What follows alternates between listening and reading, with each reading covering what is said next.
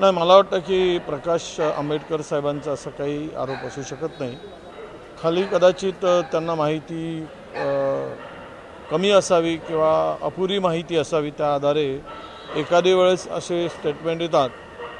परंतु महाविकास आघाडीमध्ये तीनही पक्ष, उद्धव ठाकरे साहेब असतील, शरद पवार साहेब असतील किंवा काँग्रेस असेल, तीनही मिळून तिघांचंही एकमत आहे की महाविकास आघाडीमध्ये प्रकाश आंबेडकर साहेब असले पाहिजेत, ते सोबत राहावेत आणि त्यांच्याबरोबर आघाडी करावी, यामध्ये कोणाचंही दुमत नाही.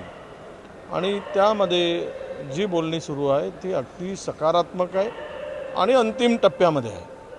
त्यामुळे या आरोपामध्ये फार काही तथ्य आहे असं मला वाटत नाही. जागा वाटपांची पहिली यादी ती महाराष्ट्र सोडून झाली आहे. महायुतीचंच फायनल होत नाही तर महाविकास आघाडी नक्की महायुतीच्या अगोदर आमची यादी फायनल होईल.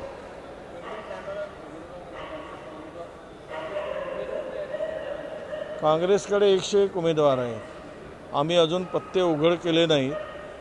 नागपूरची जागा जिंकण्यासाठी शक्तिशाली उमेदवार, ताकदवर उमेदवार आणि 100% जिंकणारे उमेदवार काँग्रेसकडे आहेत.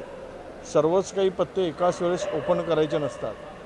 वेळ आली आणि योग्य वेळी ते नक्की निवडणुकीच्या नॉमिनेशनच्या अगोदर किंवा यादी ज्यावेळेस सगळ्या लागतील त्यामध्ये तो उमेदवार मजबूत आणि तगडा उमेदवार नागपूरमध्ये दिसेल. तगडाच नाही तर जिंकणारा उमेदवार नागपूरमध्ये दिसेल.